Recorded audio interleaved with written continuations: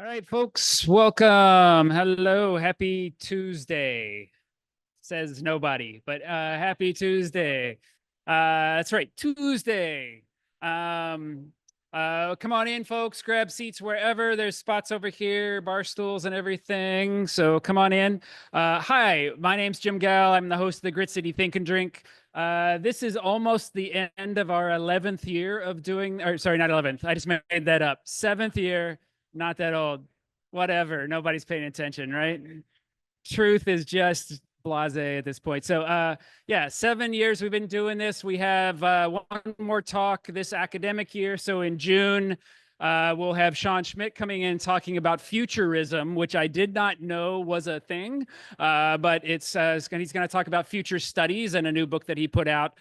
Sean is at UW-Tacoma, actually in student affairs, but he is a man of many different talents. So he'll be talking about that. So we'll hope to see you in June. We take a break during the summer, just to let you know. So we're, it gets broiling hot back in this room because there's no AC and it's sunny. So people go and do other things. So we'll take off July, August, and September, but we'll be back in October. And we have a lineup already set up for October through December. So we'll hope you come and join us again at that time. If you want to join the Grit City Think and Drink listserv, you can scan that QR code and put your email in there. I do not send anything else out besides just announcements for the talk. So you guys can sign up for that and feel free.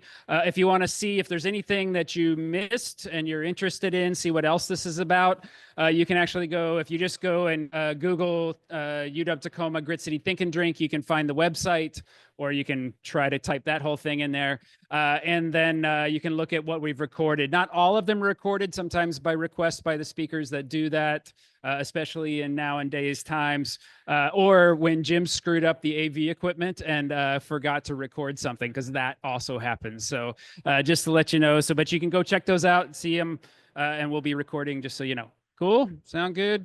So the way this goes, I should say, sorry, I am from UW-Tacoma.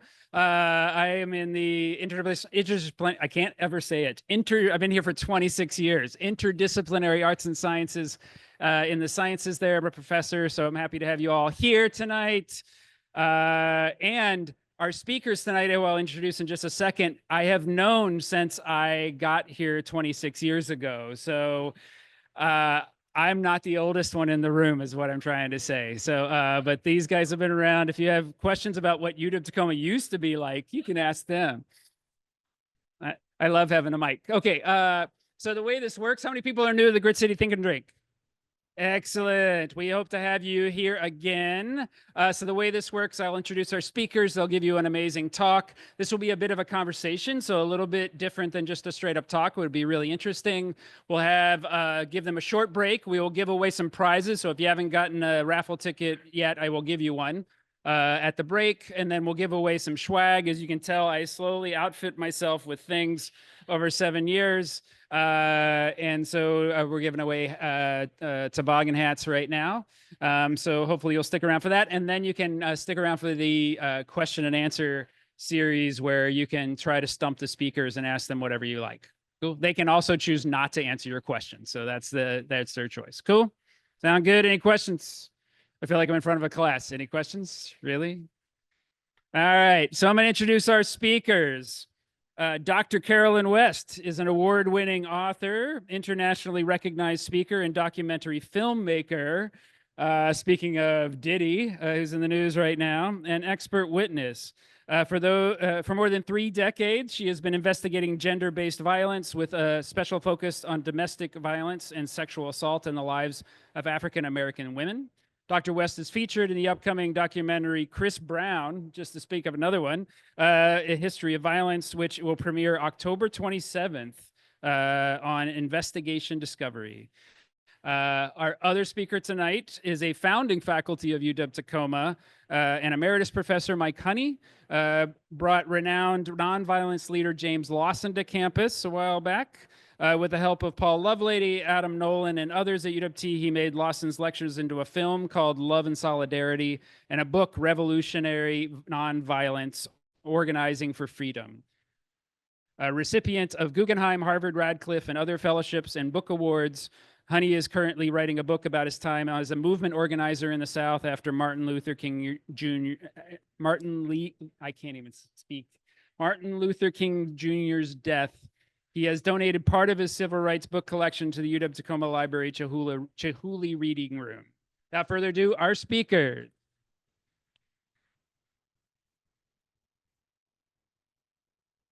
So how's that? Okay.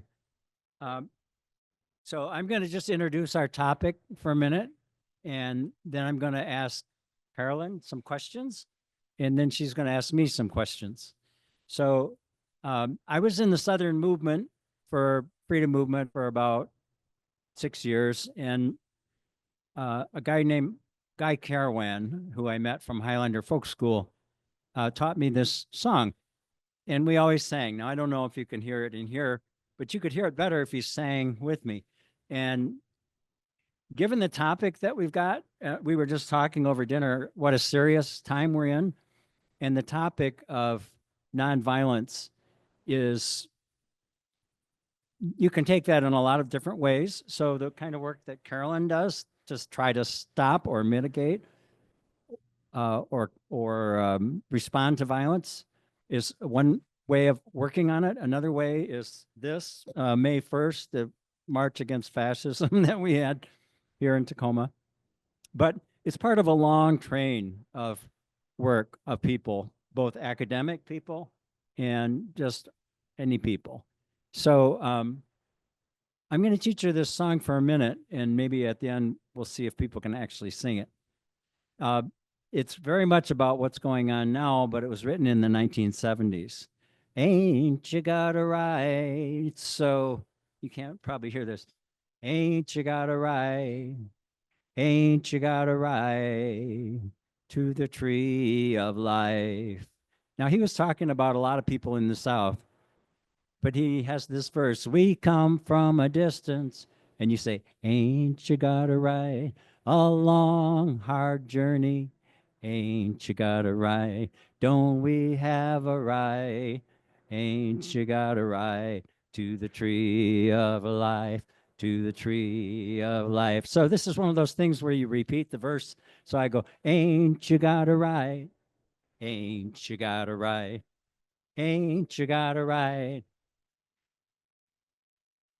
Ain't you got a right to the tree of life? We're brothers and sisters, ain't you got a right? All over this land, ain't you got a right? Don't we have a right? Ain't you got a right to the tree of life? Ain't you got a right? Ain't you got a right? Ain't you got a right to the tree of life, to the tree of life? So in the non-violent movement, sort of imagine yourself back a long time ago or now. That one thing about music is that you do it together. So our topic of self-defense or nonviolence, what is it? People think of nonviolence as something that's negative, like non, you're not doing something. Actually, that's not correct at all. It's a very positive force. And what James Lawson, which I'll talk about later, talks about is that it's your best means of self-defense. People think self-defense is like fight, fight, fight. There's another way to fight, and it's through nonviolent direct action. Adam Nolan in the back helped us to make a film at the campus called Love and Solidarity. I'd invite you to go online and find it. You can get it on Amazon Prime for $2.99 or Vimeo for even cheaper. But it's also in the library at UW-Tacoma. So I'm going to start by asking Carolyn some questions, and then we're going to switch, and she's going to ask me some questions, and we'll come back to this. So you don't have to look at that the whole time. Jim, I forget, how do I turn the picture or go back to the other picture? This is where I want to be when I start talking.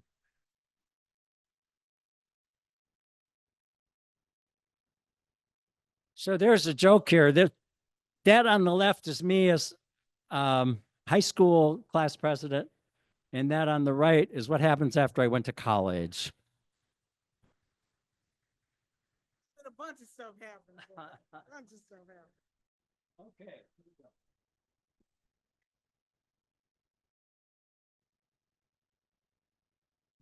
So I'm going to ask Carolyn to start.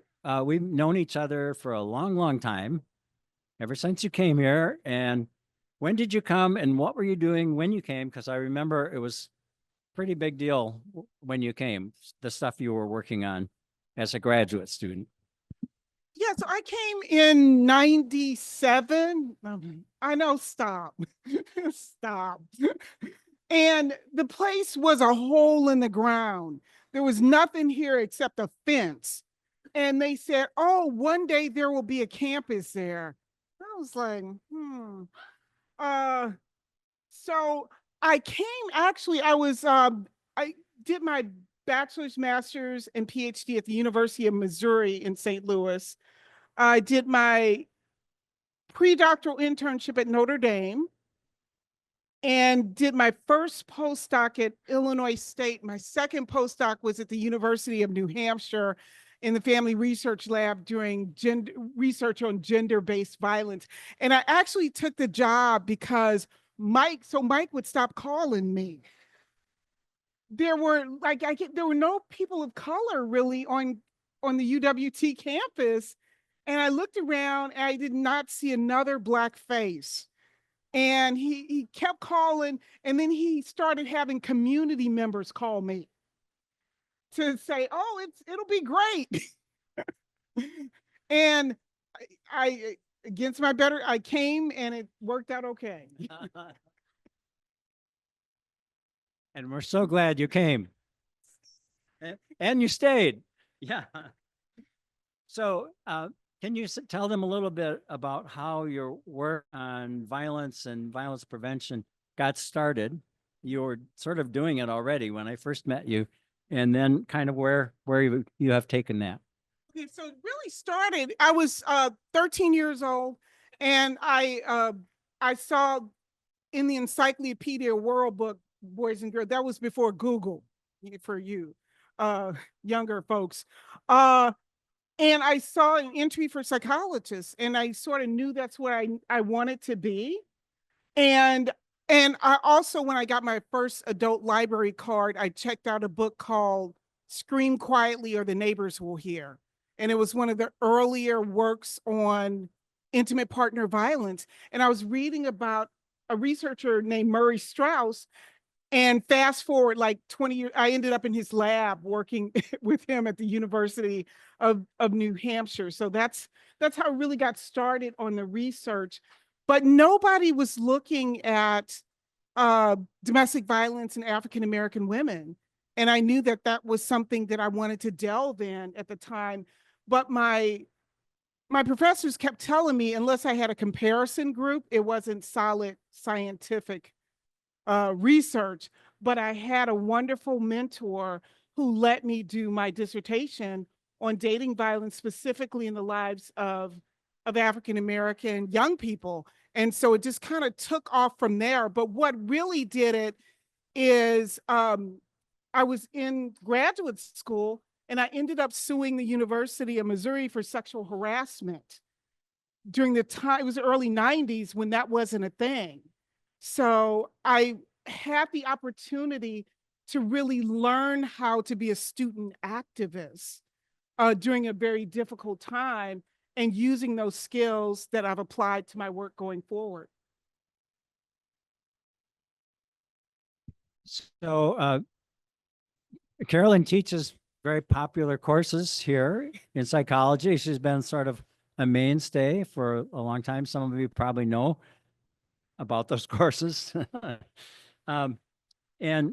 But she's also someone who travels around constantly. She just came back from Georgia, and then she's going on another trip this weekend, working with people in the public about domestic violence and the repercussions and how to deal with it and so forth. So I wonder if you could tell them something about that, because to me, this is like work in the trenches on violence? So I've had really an expansive career. So I've been really fortunate in that way. And I found creative ways of doing the work. After the lawsuit with the University of Missouri, one thing I did is I started mobilizing other people. And so I did that through the media. I started giving TV interviews, radio interviews. So pretty much the University of Missouri, I was happy to leave, and they were pretty much like happy for me to leave. So, but I took those skills, and now after so many years of teaching, around 40, taking those skills, doing media training, which really led me to doing talks with like Red Table Talk or working with celebrities. So being in the Chris Brown documentary, being in the Diddy documentary. So people using those spaces to educate around nonviolence to help people understand gender-based violence, I think now is one of the most impactful things that I do. So working with domestic violence organization, training advocates, for example, working in the law system, legal system, as an expert witness when domestic violence victims kill their intimate partners, taking the skills that I've used as an academic and applying them. So I try to do it outside of the academy, even though I teach a course on sexual violence and family violence, but raising the next generation of activists who can then go out and do the work too. So now at this season of my life, it's just really planting seeds and talking to populations more broadly. So, Carolyn, could you say a few words about where you think this work is going in the context of what's happening now with the problems that we're having all over the world of violence and the government that we have in power at the moment? If you could put this into some context. Right now, I think that one thing I've learned along the way is people who have multiple marginalized identities, we need to be partnering up and talking past our differences and sort of getting together, because it's like they're coming for all of us, no matter who you are. So I think seeing the similarities and the differences in our plights, but we've got to be speaking in unified voices. I think we have to be using social media to advance our work. So I write extensively about Black women and domestic violence. Some of my articles were removed from websites because it was deemed to be DEI and woke. But then I have my own personal website where I disseminate that information that way. I think we have to be more creative. Back in your day, yeah, they didn't have social media. So I think being a student of history. So I worked a lot around the Holocaust and going to concentration camps when I was in graduate school, learning how did Jewish people and others resist during those times? How did our enslaved ancestors resist when we didn't have all the fancy social media? So that's where I'm landing these days. Okay. Sure. Okay,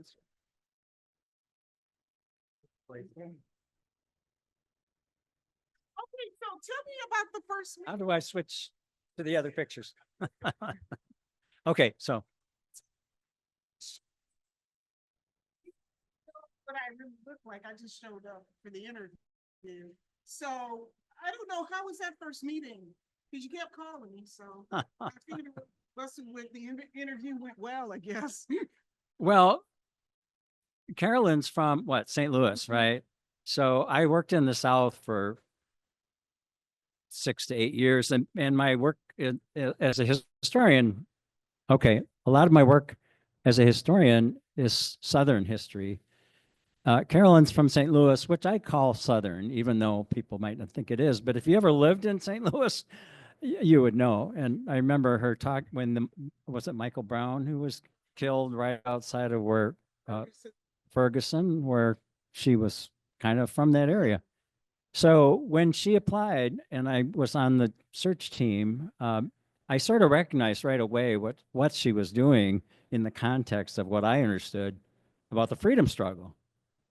And then when she came and I met her and we drove around the community and stuff, if you take somebody back then, especially like 93, 97, and you say, I'm going to convince you to come here by driving you around on the hilltop. Now, somebody from, a strictly academic background might go, oh man, this is not a university kind of thing. But I was explaining to her what we were trying to do, that this is the community that we're in. We're right down the hill from the hilltop. This is what we're trying to build, is a multiracial campus, and we need you.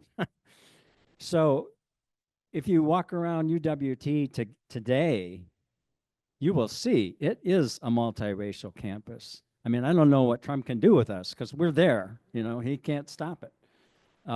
And so a lot of the work I did early on at UWT was always going into the community. And we did a lot of our programs in Black churches. And I was teaching Black history. I was the first one to teach that here. So we would always bring the students into the community. So I knew right away that Carolyn understood this. Yeah, it was challenging back then, and when I took the job, I turned on the TV and it was like cops in Pierce County. And I'm like, I do. But I realized that it actually was a good thing because I felt like I could make more of a difference here than someplace else. So when I came, what were you doing? Because you were working on a book at the time, one of your earlier books. Yeah, so I've done a bunch of different books. When I look back, people say, how is it doing now that you're retired and everything? I look back and I think, how did I do that? I really don't know how. But the first book was called Southern Labor and Black Civil Rights, Organizing Memphis Workers. And a lot of I'll do a little run through here about Memphis, but a lot of my work came out of my own experience working in Memphis and in the freedom movement. And so when I went to graduate school, well, I'll just take you through it for a minute. I think it'd be helpful to kind of walk us through like your life in that way, because I always found that really interesting. Okay, I'll go like this. So I start out here as a college student, like a lot of you. I was very, quote, straight in high school. I didn't know any Black people at that time. I didn't know any communists. I didn't know any socialists. I didn't know all these people that I came to work with when I got into the movement. But what I did know was Martin Luther King. I was following everything he did. And so that straight guy over there, it doesn't matter. You can come from anywhere and you can still understand the power of nonviolence and the importance of nonviolence. And I learned that from King, even though I wasn't down south. I didn't go to the March on Washington in 1963, but it was all over the media and I was a good reader. So I read everything. And so as part of that, I read all about Vietnam. And by the time I graduated in high school in 65, draft age, I already knew I was not going to Vietnam. And so I became a conscientious objector to war.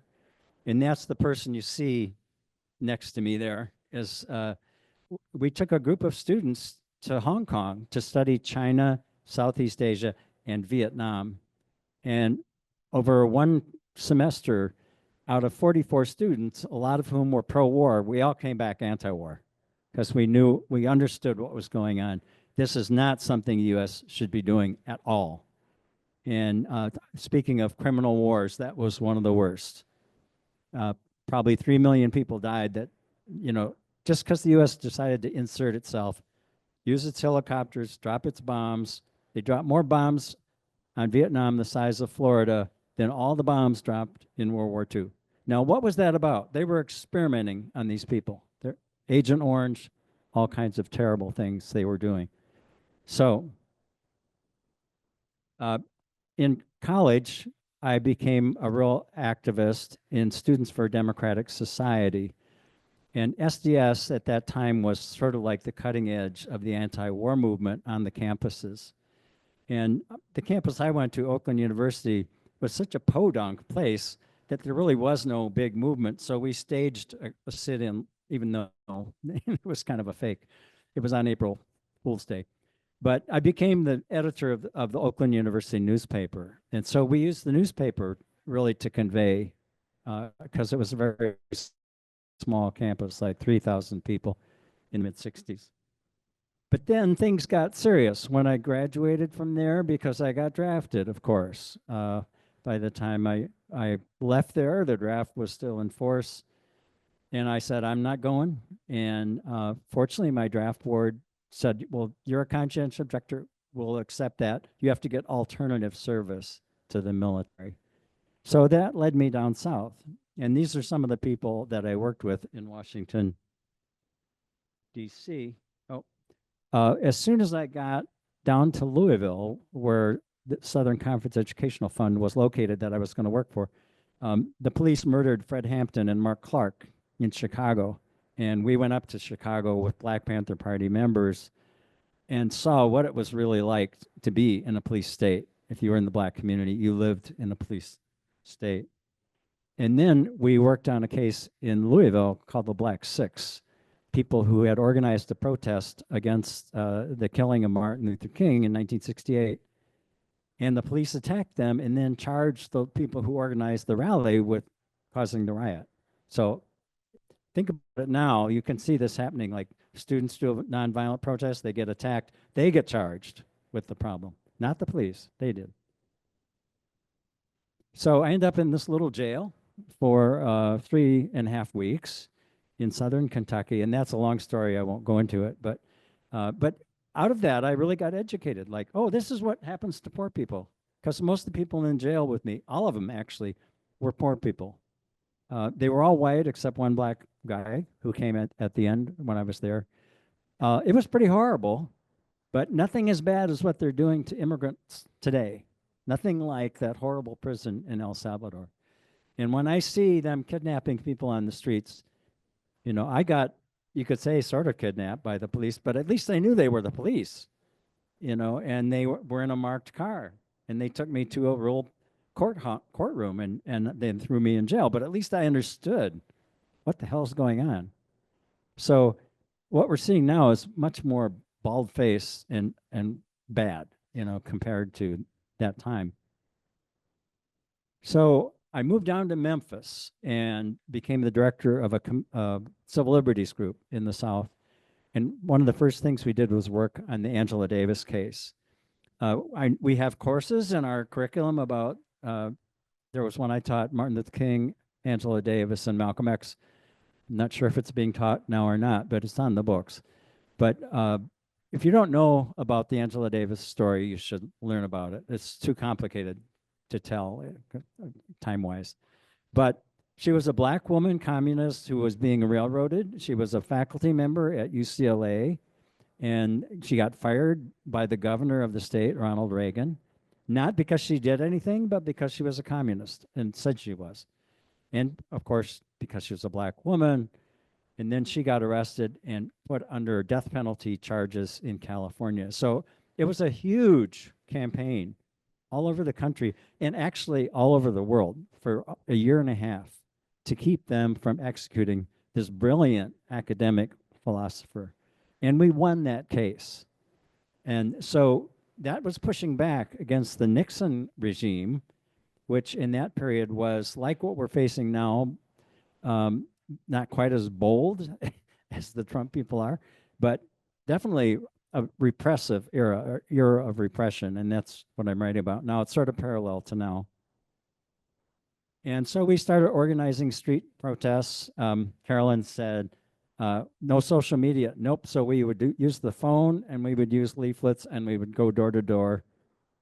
And the most important thing was we went to the housing projects and would just go to door, and you can reach a lot of people fast in a housing project. And of course, most of the people living there were black, and they immediately identified with Angela Davis. So these are just a few of the picket signs and so forth. One of these guys is a police informer, by the way. And there's a whole nother story there. Sometime when my book is further along, I'll tell you the stories of it. But oops. Yeah, so this is another one, the Memphis Five, some kids who are being railroaded by the police. And I figured that out and I researched it and got stories in the newspaper about it. So that went on for a couple years. And then also the Wilmington 10, another case in North Carolina. Emily knows what that is. If you read my book, you'll find out later. And so eventually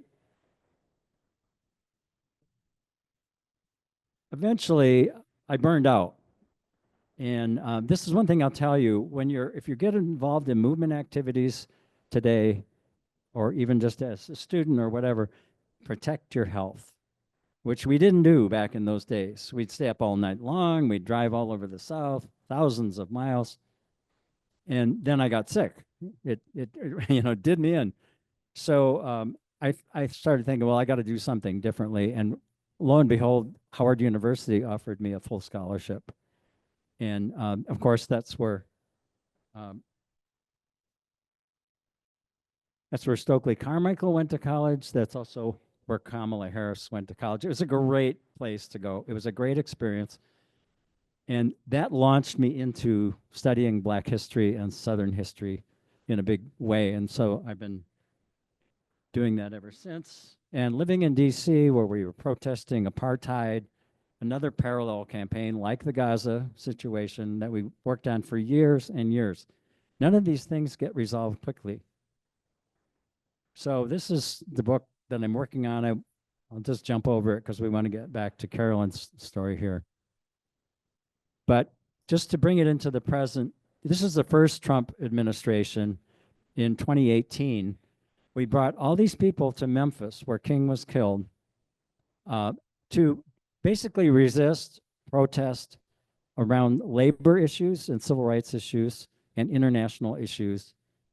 And it was a huge success. We had about 50,000 people from all over the country.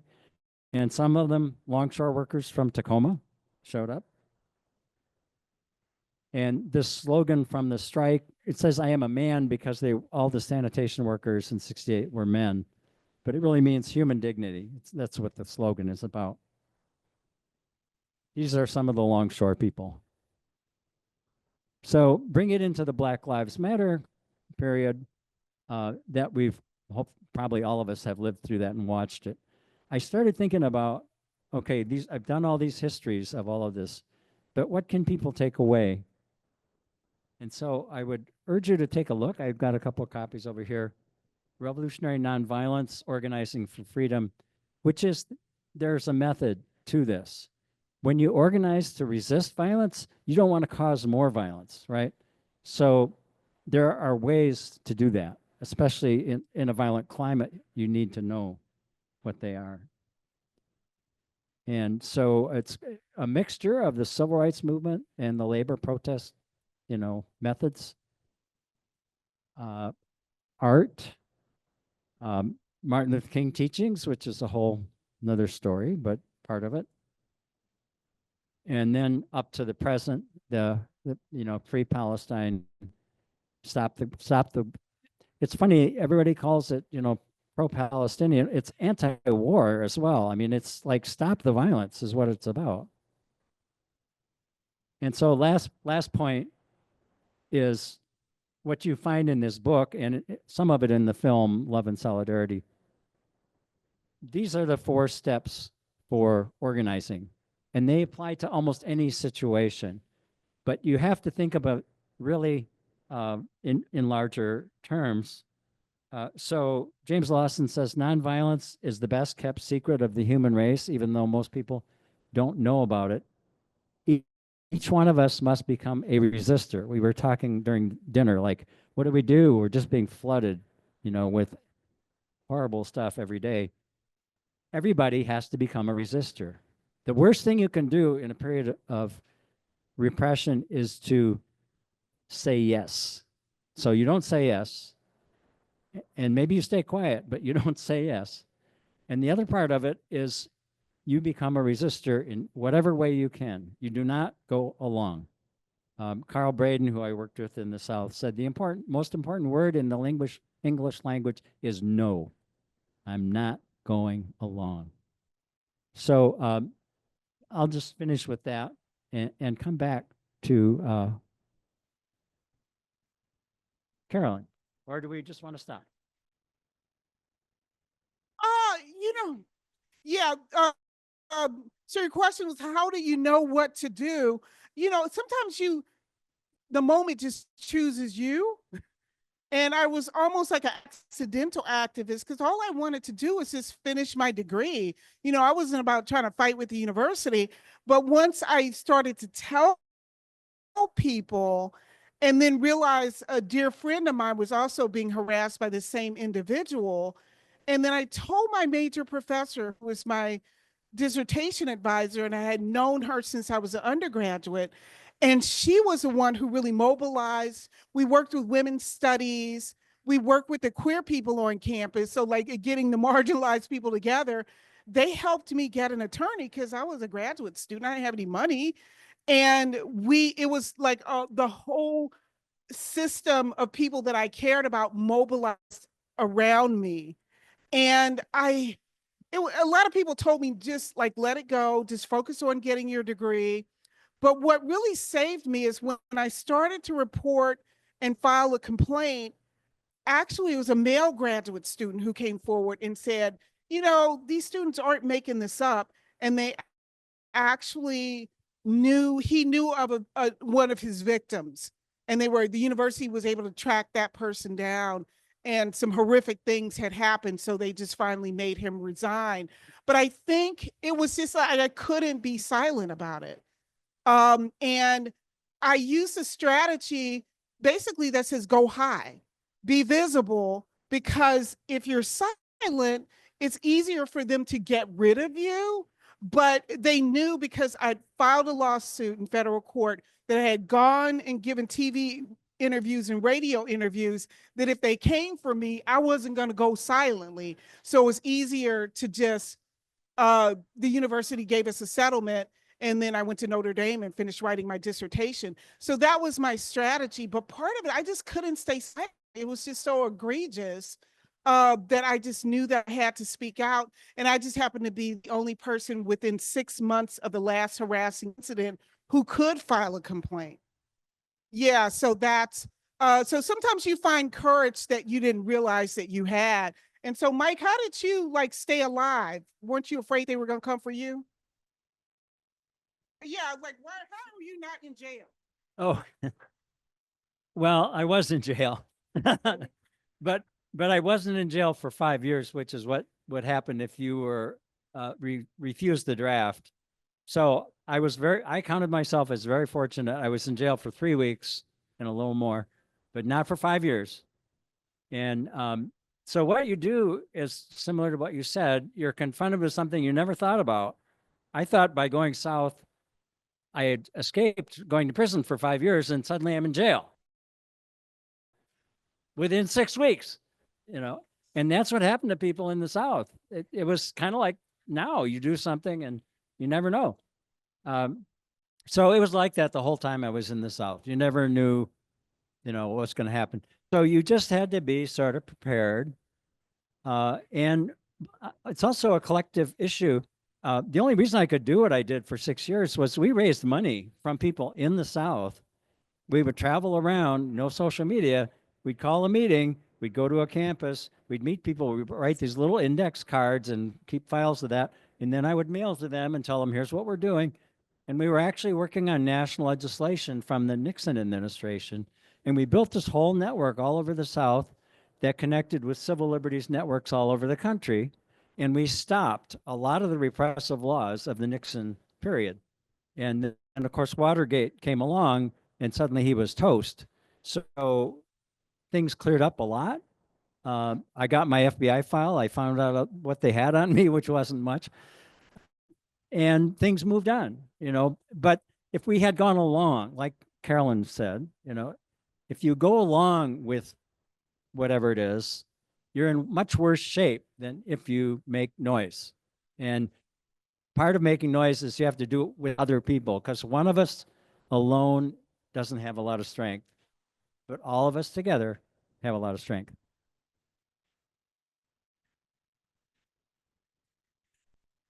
Okay, I'll ask my question from here. I was curious, Carolyn, with your journey to UW-Tacoma, right? And like Mike was saying, building the multiracial campus.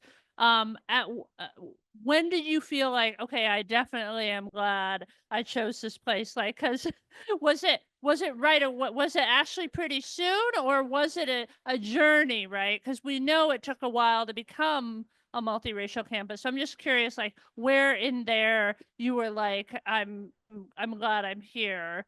Yeah. As opposed to someplace else. I knew right away that I was glad I didn't take that job at UT Dallas, and that's a fine institution. But I feel like I could do more good here. It was something about just being gritty Tacoma, where Mike Allen said to me when he was driving me around town, he said, I think there's some place where you could just be yourself.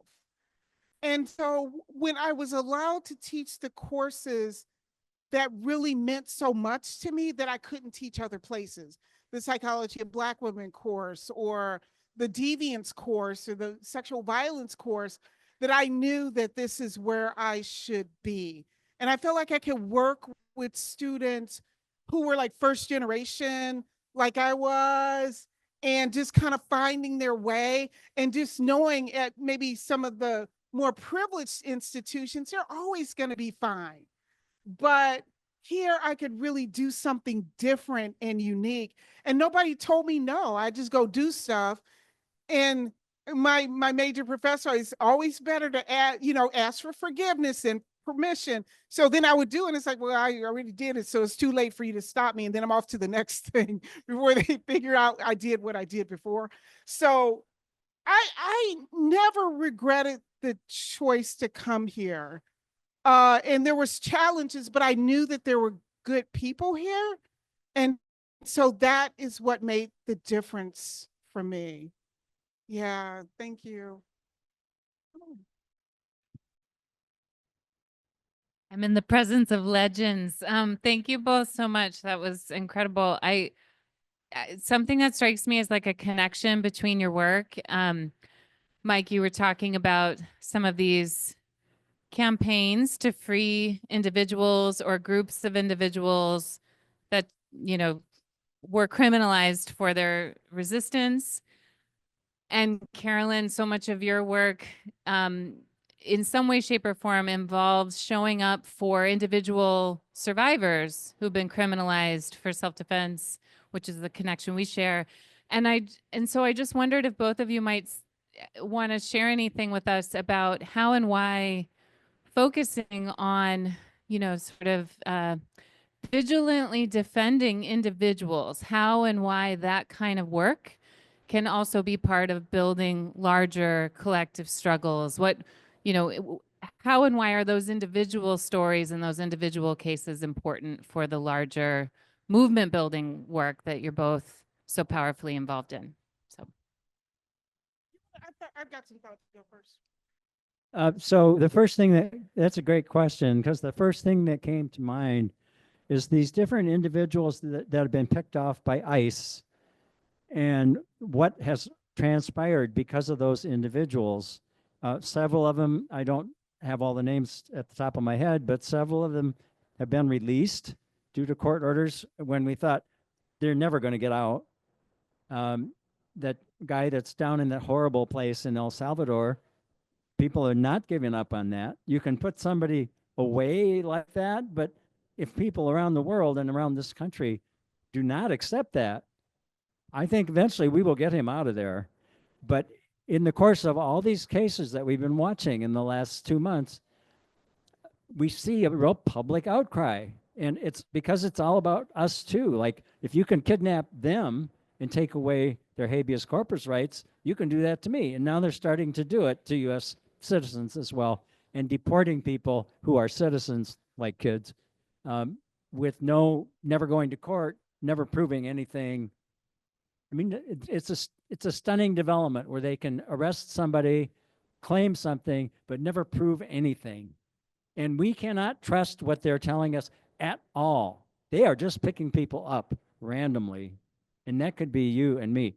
So it's self-preservation, really.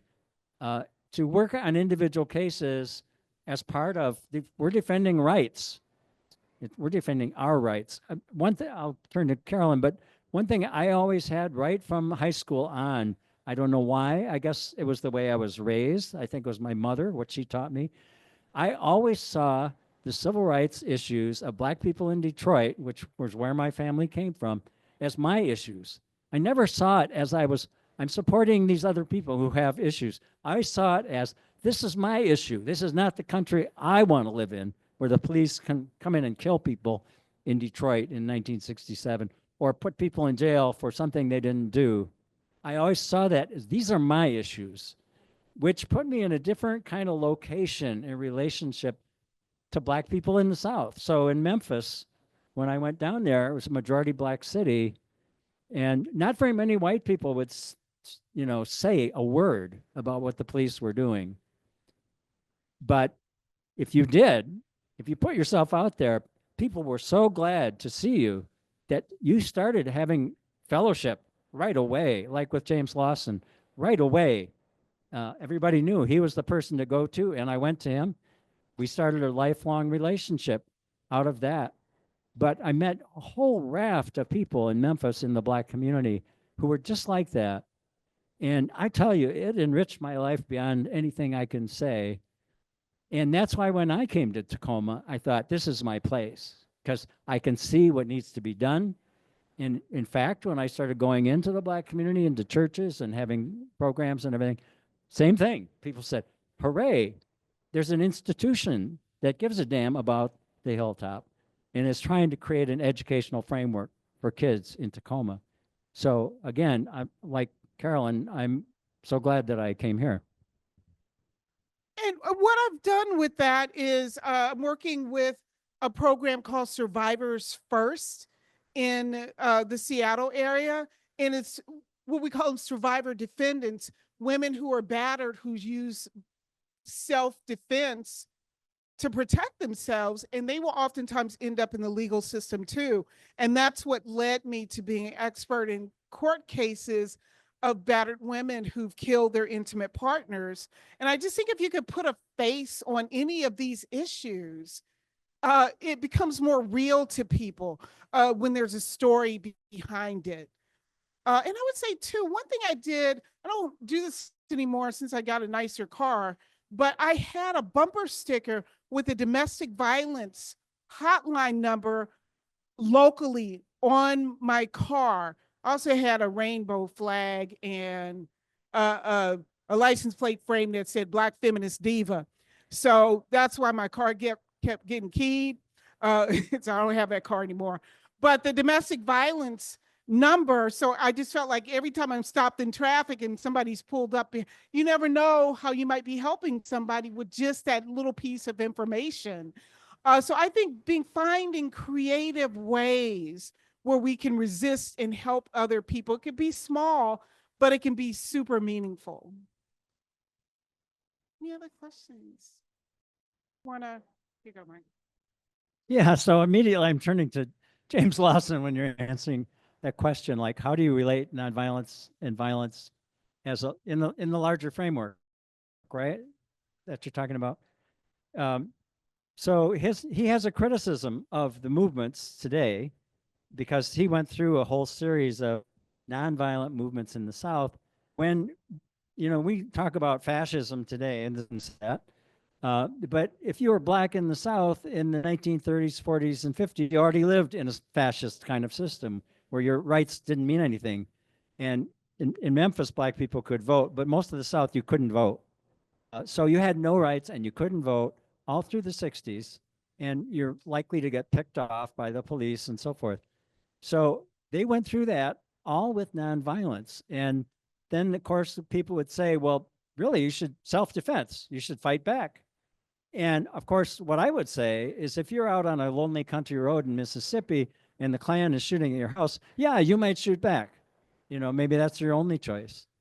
But if you're in a social movement trying to change the system, trying to change the rules, as Carolyn says, you can't do that. You have to work as a collective.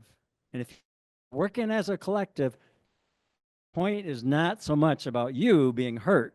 It's about us as a group changing the rules of the game.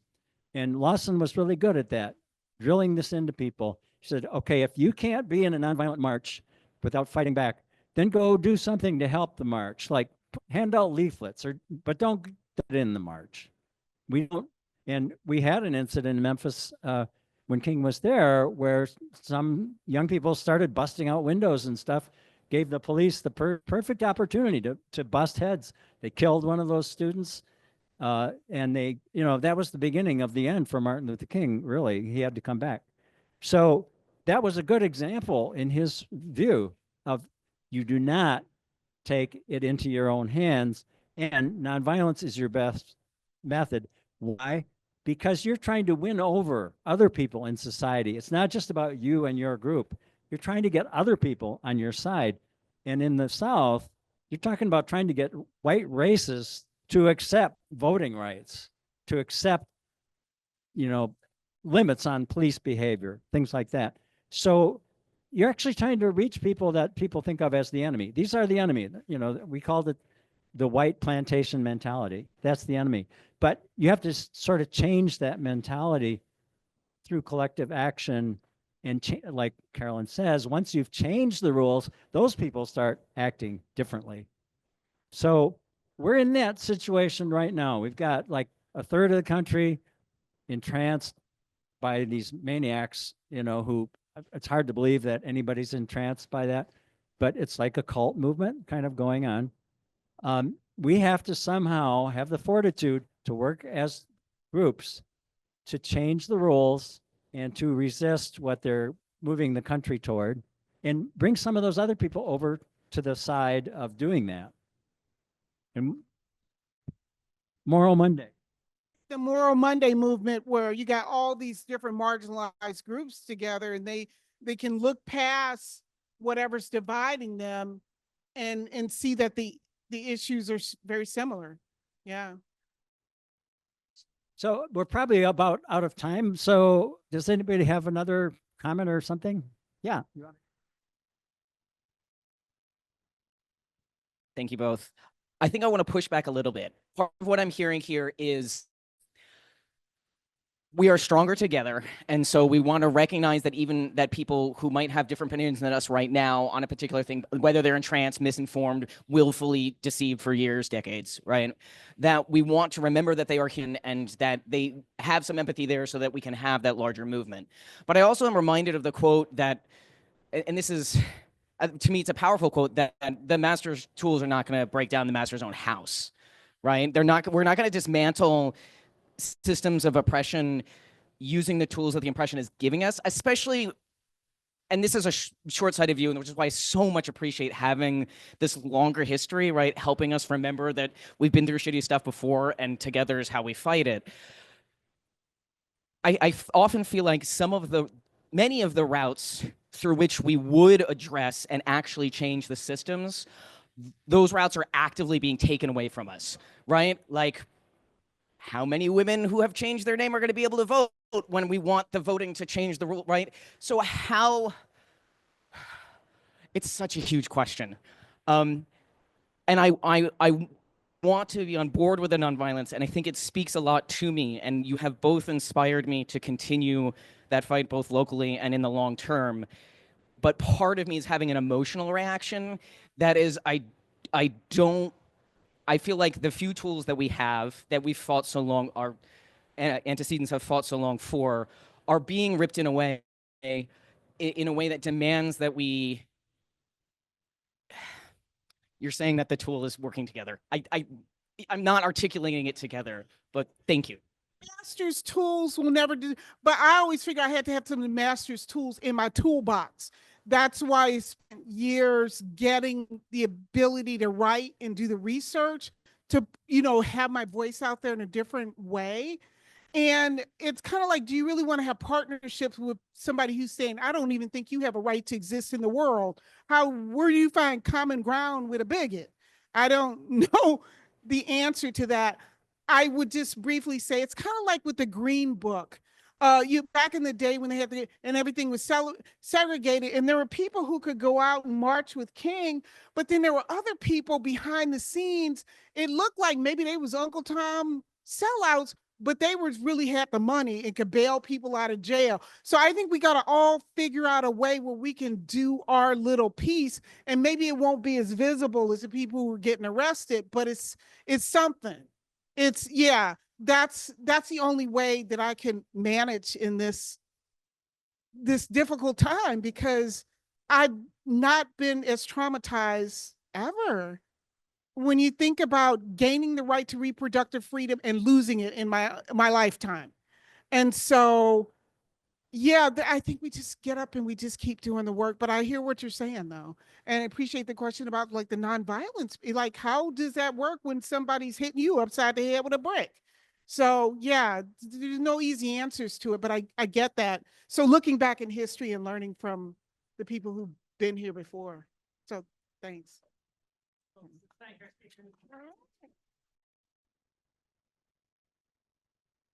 Sorry, I really hate to cut this off because this has been great. I'm sure that the folks will be around for a little bit. You're happy to ask them more questions. Thank you all for coming. I hope you'll be here in June, and stay strong, and hope you have a great rest of your Tuesday.